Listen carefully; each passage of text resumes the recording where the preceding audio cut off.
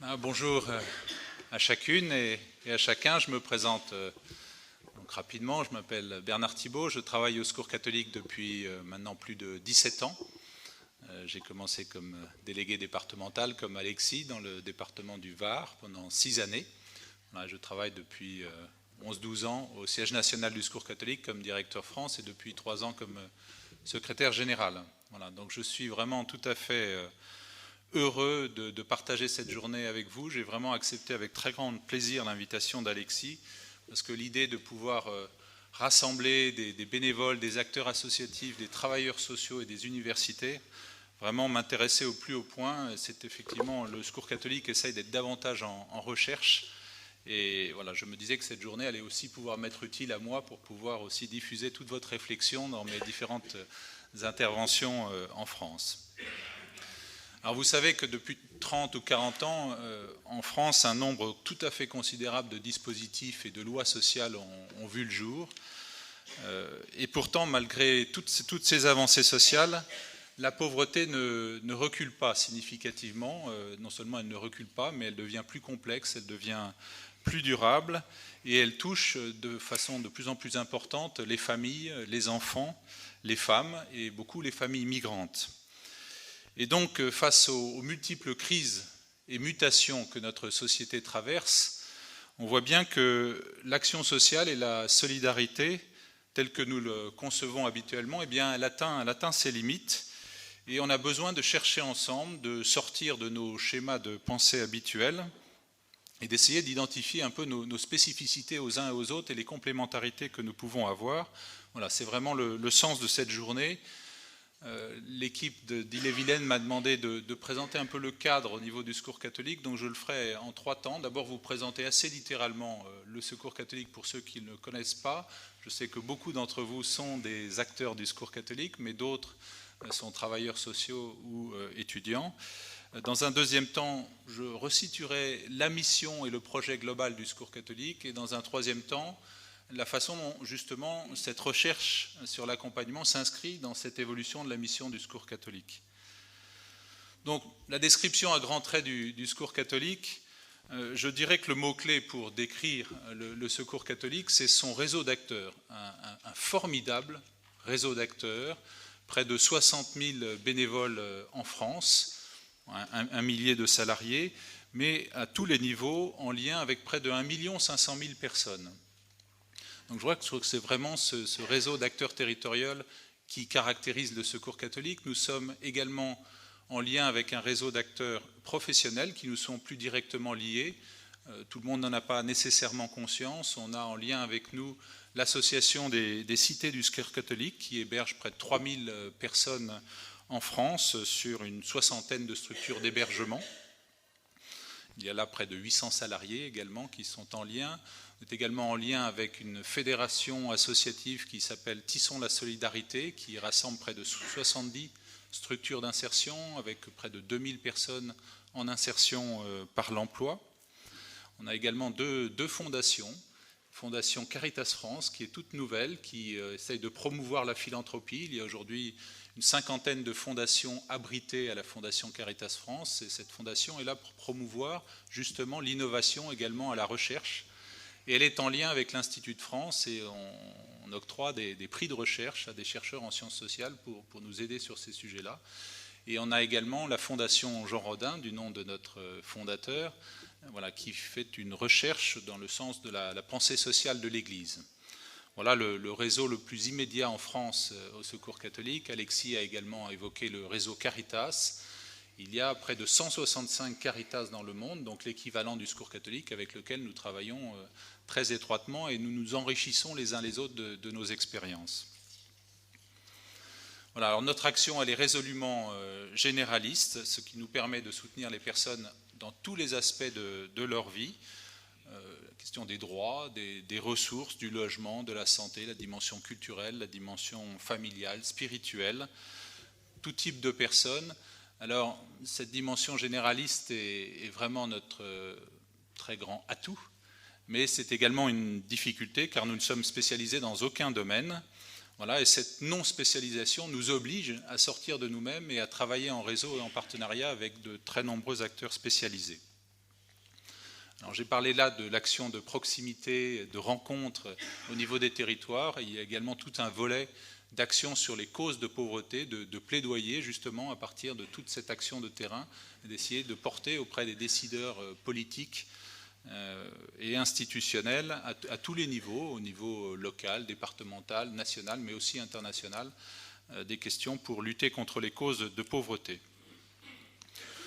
Voilà, j'ai décrit de façon la plus succincte possible ce réseau d'acteurs. Je voudrais maintenant venir à la mission sous deux aspects. En partant de la mission initiale, justement, et en citant Jean Rodin, notre fondateur, quand on lui demandait de décrire le rôle du Secours catholique, voilà ce qu'il disait. Il disait, à mon avis, le premier objectif est un objectif de pédagogie. Ça devrait parler dans cette enceinte. Et il ajoutait encore, une masse de chômeurs de la solidarité attend une invitation, fût-elle de la 11e heure, sur le chantier du service des personnes vivant des situations de précarité. Cette masse de chômeurs dispose de capacités providentielles de dons et de partage. Elle attend un éveil, elle attend une pédagogie. Voilà, donc éveiller à la solidarité et accompagner l'engagement solidaire, c'est le cœur même de la mission initiale et fondatrice du Secours catholique. Et donc mobiliser et accompagner le bénévolat constitue pour nous un objectif majeur qui ne doit pas être considéré seulement comme un moyen pour l'action. C'est aussi une forte finalité pour nous. Et l'intuition de fond de notre fondateur, c'était qu'au-delà de l'action sur les causes de pauvreté, au niveau d'agir contre les structures injustes, la pauvreté et l'exclusion ne pourront être éradiquées en profondeur que dans la mesure où toute personne, en tout lieu du territoire, se rend solidaire des personnes qui vivent des situations de pauvreté et d'exclusion qui l'entourent à tous les niveaux de la société. Voilà, et donc le rôle du bénévole du Secours catholique, il n'est pas seulement d'agir lui-même pour répondre directement à une situation de précarité, mais il est également d'entraîner d'autres personnes à s'engager dans des démarches de solidarité dans leur propre environnement social, professionnel, familial ou ecclésial.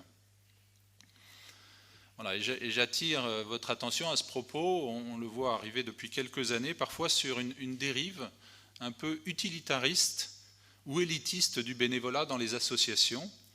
Et justement, face à la complexité et au durcissement de la pauvreté, les associations recherchent, avec une approche de plus en plus professionnelle du bénévolat qui passe par une véritable gestion des ressources humaines bénévoles, avec rédaction de profils de poste, la mise en place de processus de recrutement et de sélection qui peuvent laisser de côté les moins performants.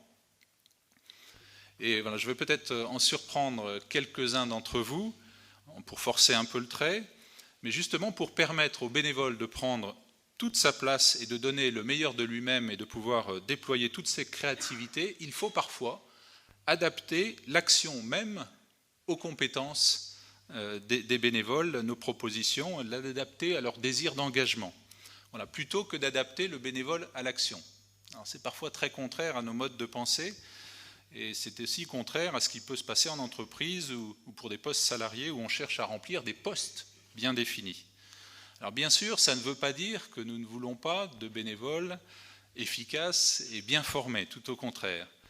On a besoin de bénévoles qui se forment et qui acquièrent des compétences dans divers champs de lutte contre la pauvreté.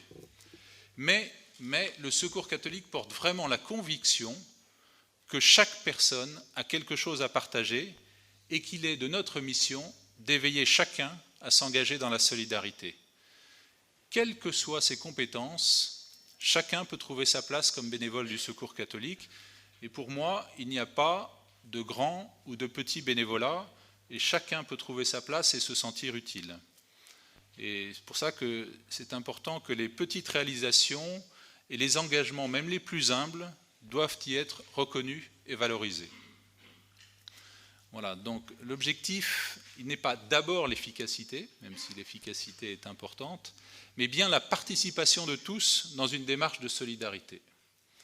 Voilà le premier axe que je voulais rappeler, cet appel et accompagnement de l'engagement solidaire. Deuxième partie un peu de la mission, une mutation qu'on a quand même profondément vécue entre les années 80 et 90 et vraiment proclamée à l'occasion de notre 50e anniversaire en 1996. Le Secours catholique a mené une très large réflexion sur l'évolution de la société, qui avait beaucoup bougé depuis 50 ans, et des pauvretés, pour essayer d'adapter l'action du Secours catholique à ces réalités nouvelles. Et cette réflexion a profondément renouvelé sa vision de la solidarité et sa pédagogie d'action. Et face à l'exclusion, le Secours catholique a souhaité s'associer avec les personnes vivant les situations de précarité pour vivre sa mission, la penser, et construire avec eux une société juste et fraternelle. Alors nous reprenions en cela l'intuition initiale d'ATD Quart Monde, justement, cette dimension de partenariat avec les personnes qui vivent des situations de pauvreté, mais en la combinant avec notre volonté de mobiliser une très grande diversité d'acteurs bénévoles, et notamment les personnes vivant elles-mêmes les situations de précarité.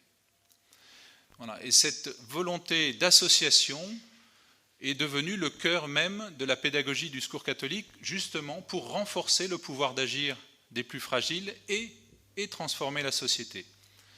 Parce que là aussi, il n'y aura de transformation en profondeur dans la société que si des bénévoles, des acteurs de tous milieux professionnels, sociaux, culturels, confessionnels, et les personnes qui vivent les situations de pauvreté et d'exclusion se rencontrent dans leur très grande diversité, bâtissent ensemble des projets et se transforment mutuellement. Donc, sur le fond, cet enjeu de la participation de tous, et en particulier des personnes qui vivent les situations de pauvreté, est intimement lié à la vision de la société que nous voulons construire, mais aussi à la vision que nous avons de la solidarité. Finalement, notre solidarité, elle ne doit pas seulement viser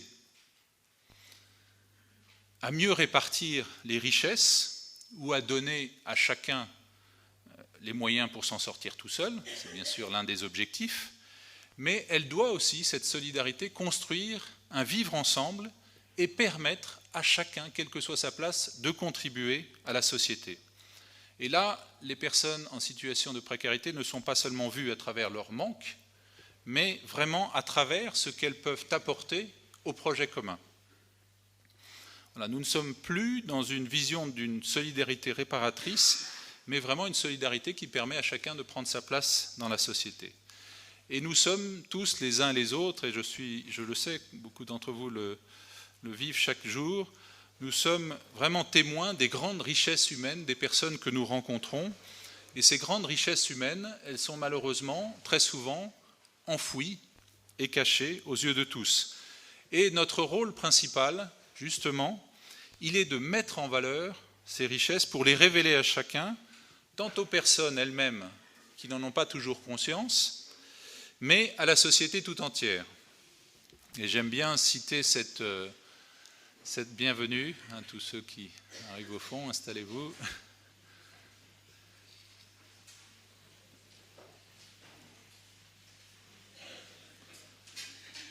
Prenez le temps, la brume ralentit. Voilà, j'aime bien citer cette phrase de Jean Vanier. Je la trouve très éclairante et je la redis souvent aux bénévoles et aux salariés du Secours catholique. Nous ne sommes pas là pour nous occuper des personnes vivant des situations de pauvreté ou de handicap, mais pour leur révéler qu'elles ont de la valeur. Voilà. Et donc, avec cette vision de la solidarité, la participation des plus fragiles ne doit pas être seulement comprise comme un moyen de les insérer ou d'améliorer les politiques sociales, mais vraiment comme une condition fondamentale pour qu'elles construisent avec nous une société plus humaine, juste et fraternelle. Et vous retrouvez là, finalement, l'intuition première de Jean Rodin, qui s'éclaire autrement, c'est-à-dire que le Secours catholique, encore une fois, est avant tout un lieu d'engagement solidaire pour tous, je dis bien pour tous, et aujourd'hui plus que jamais, un lieu où les personnes qui vivent des situations de pauvreté et d'exclusion peuvent s'engager avec tous pour construire cette société. Voilà, pour ce deuxième temps, j'aurais pu dire encore beaucoup de choses sur la mission du Secours catholique, mais j'ai voulu mettre le doigt sur l'engagement solidaire et la participation de tous dans la construction de la société. Alors bien sûr, après ce long détour sur une description peut-être assez classique du secours catholique, mais aussi sur l'évolution de sa mission et de sa pédagogie d'action, j'en viens maintenant plus directement à l'impact justement de cette évolution, de ces évolutions de la mission sur le thème de cette journée. Les pratiques d'accompagnement, l'émancipation en question au secours catholique. L'émancipation n'est pas un terme qu'on utilise très fréquemment au secours catholique, on parle davantage peut-être de développement, mais je souhaiterais encore peut-être faire à dessein un petit pas de côté, parce que je sais que Anne-Stéphanie Deschamps nous décrira fort bien l'accompagnement au secours catholique par rapport aux personnes en situation de pauvreté. Je voudrais continuer à me centrer sur le bénévolat. Lorsque j'entends, moi, personnellement, le mot émancipation, je me réfère tout de suite, et je pense d'autres parmi vous dans la salle, à l'éducateur brésilien Paulo Freire, qui est le pédagogue de l'émancipation par excellence, avec sa fameuse phrase « Personne ne libère autrui, personne ne se libère seul, les hommes se libèrent ensemble ». J'aurais envie de la paraphraser ainsi pour mieux me faire comprendre, mais il n'a pas dit cela. Personne n'accompagne autrui, personne n'accompagne seul, les hommes s'accompagnent ensemble. Donc l'accompagnement, il doit bien sûr servir la liberté, l'émancipation, le développement de la personne que nous rencontrons, mais je suis convaincu qu'il sert également le développement et l'émancipation de l'accompagnateur, qu'il soit salarié ou bénévole. Et nous n'en avons pas nécessairement tous conscience.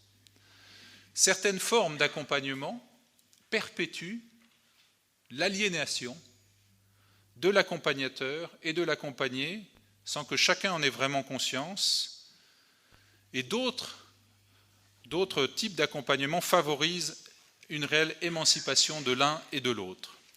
La dérive de l'assistanat en est un très mauvais exemple, avec une relation très inégale. Voilà, chacun reste bien à sa place, celui qui donne, celui qui reçoit, sans contre-don.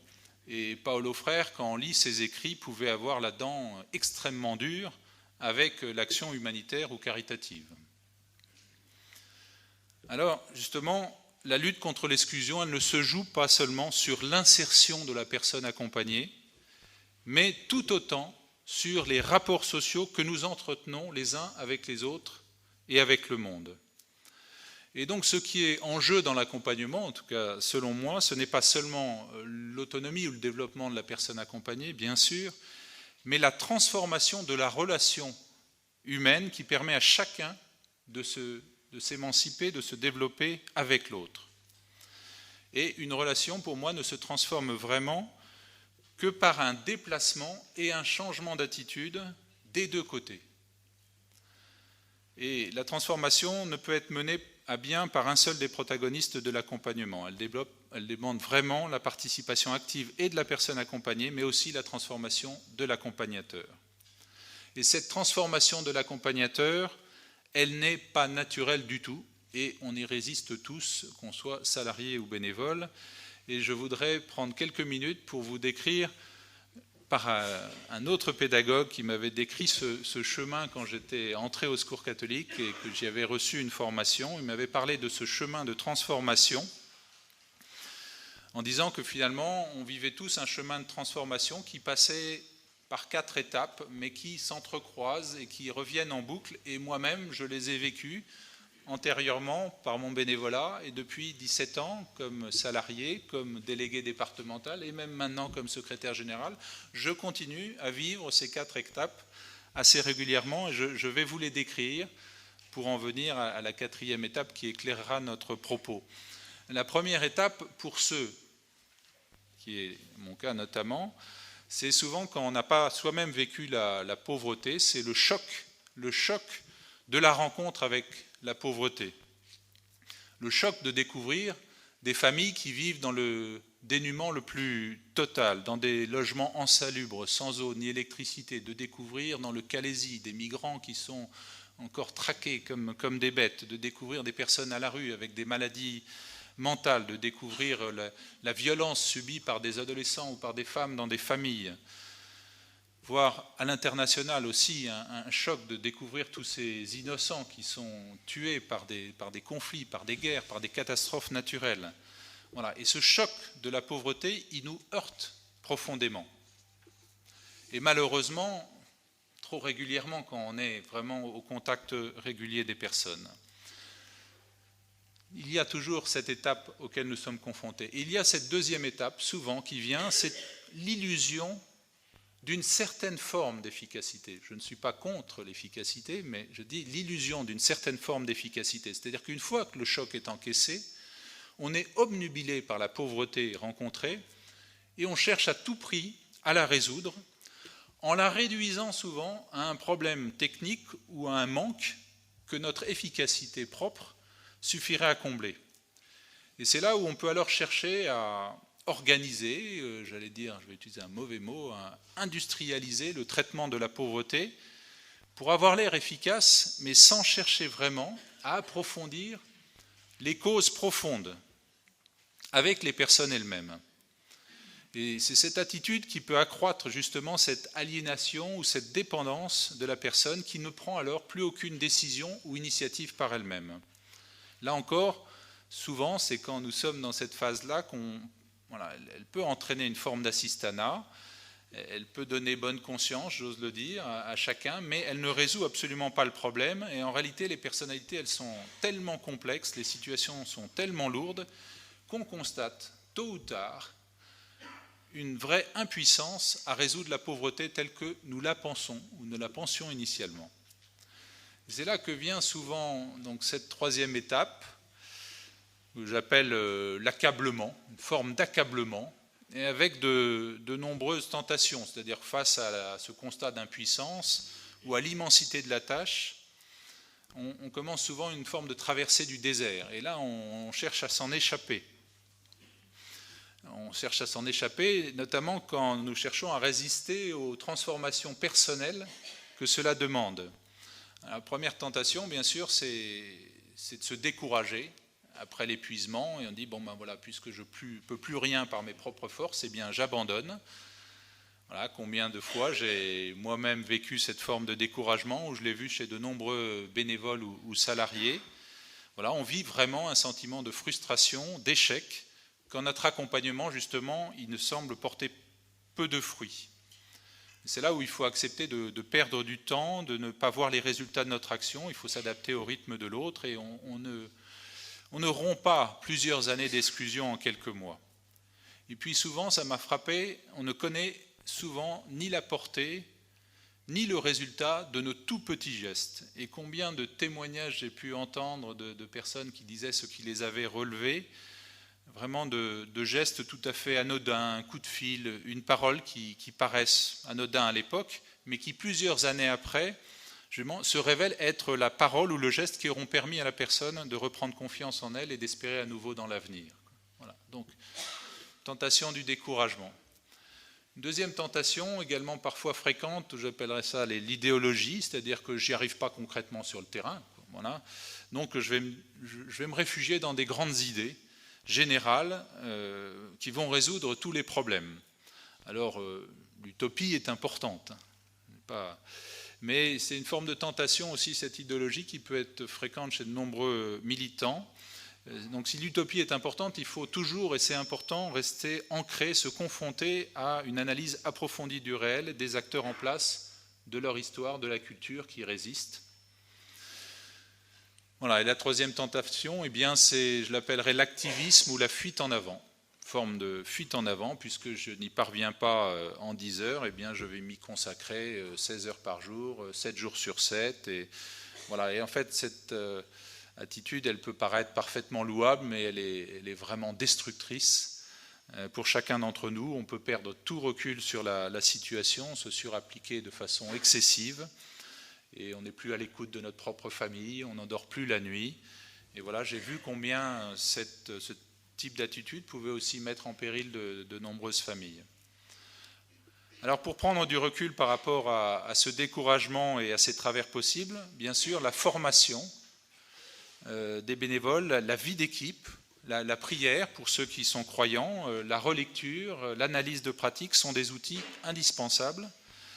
Et alors je n'ai pas le temps là aujourd'hui d'élaborer sur cet aspect de la vie d'équipe et de la formation ou de la relecture, mais c'est bien sûr au cœur de notre sujet de la transformation des uns et des autres. Et donc j'en viens à cette quatrième étape, tout en répétant régulièrement que ça n'est pas linéaire et que ça revient en boucle. La quatrième étape, eh bien, c'est celle d'une forme de transformation personnelle de l'accompagnateur.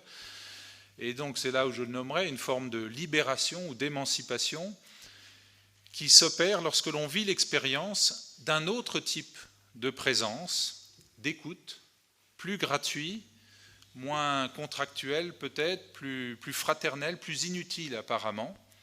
Et en fait, au contact des plus fragiles, mais aussi de notre inefficacité, on découvre nos propres limites, nos jugements hâtifs, nos préjugés, nos idées toutes faites, nos représentations culturelles et sociales, nos propres difficultés relationnelles. Et alors on commence à se libérer de nos propres opinions pour être davantage justement à l'écoute de l'expérience de vie et des richesses des personnes accompagnées. Et donc on découvre une nouvelle forme de posture, finalement une forme de compagnonnage qui permet alors aux personnes de s'exprimer en profondeur, à révéler leurs talents et leurs richesses, leur savoir, et à se mobiliser et à prendre leur place dans l'action. On apprend finalement, non plus à seulement donner, mais à recevoir, et on se libère d'une forme de posture de supériorité ou de sachant. Et en fait, seul notre propre déplacement permet en réalité à l'autre de donner à son tour, de prendre sa place et de contribuer dans la société. Et Anne-Stéphanie en parlera tout à l'heure, c'est justement l'importance de tous ces lieux collectifs, de tous ces lieux conviviaux qui permettent à chacun de changer de place. Voilà, et ces différentes étapes, je les ai souvent entendues, je les ai souvent vécues moi-même, sous une forme ou sous une autre, parmi les bénévoles et les salariés du Secours catholique. Donc pour conclure, je voudrais encore rappeler Paulo Freire qui mettait en garde les éducateurs et les accompagnateurs en leur disant qu'il fallait cesser d'être au-dessus ou étrangers, ce sont ces termes que j'utilise, les uns par rapport aux autres, mais être comme des compagnons. C'était le terme qu'il utilisait. Et le sous-titre de cette journée, qui est l'émancipation en question au Secours catholique, j'ai décidé à dessein d'aborder cette question de l'accompagnement et de l'émancipation davantage des accompagnateurs que celle des bénéficiaires, comme parfois on le dit, je pense, assez improprement. Voilà, donc j'ai pris le parti de prendre un peu à contre-pied les accompagnateurs que nous sommes pour déplacer un peu la réflexion et oser aborder entre nous, finalement, un sujet qui pour moi est au cœur de la lutte contre l'exclusion. C'est justement la transformation des relations et des rapports sociaux entre tous vers plus d'égalité, de liberté et de fraternité. Et c'est vraiment cette transformation mutuelle, cette transformation des relations où chacun apprend à recevoir et à donner, qui est pour moi la clé de la transformation sociale, en tout cas au niveau micro-social. Voilà, je souhaiterais maintenant passer la parole à Anne-Stéphanie, qui a fait un travail formidable pour préciser justement, à partir des bonnes pratiques repérées sur le terrain, ce que vise l'accompagnement du Secours catholique. Beaucoup d'entre vous le vivent, on sait que ça n'est pas simple, on est tous confrontés à des échecs, il y a également des déviances dans lesquelles nous pouvons tous tomber les uns les autres. Vous avez cherché à porter votre regard vers les bonnes pratiques. Donc ce que l'on vise, c'est à la fois l'émancipation, la remise en lien des personnes, ainsi que le développement de leur pouvoir d'agir. Et cela se vit également très concrètement par la participation et l'engagement solidaire des personnes. Et j'ai découvert ce travail il y a seulement quelques semaines.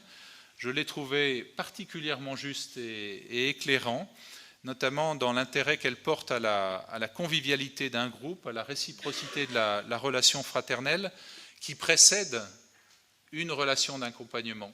Souvent, l'accompagnement est abordé d'une autre manière, et l'intérêt également d'inscrire cet accompagnement dans un agir collectif ou dans un vivre ensemble qui permet justement, c'est cet agir collectif qui permet justement le contre-don et un engagement de la personne accompagnée et finalement le développement de son pouvoir d'agir. Voilà, et ce travail de recherche, ce travail de recherche-action nous sera particulièrement utile pour élaborer des outils pédagogiques. Il sera enrichi par les échanges de cette journée. Et je pense notamment, ce que je trouve particulièrement pertinent, c'est d'arriver à distinguer entre nous et de travailler entre nous sur la spécificité et la complémentarité de l'accompagnement porté par les bénévoles et de l'accompagnement porté par les travailleurs sociaux. C'est très important de nommer ces distinctions. Voilà, donc merci à chacun de participer à cette recherche et bonne journée à chacun.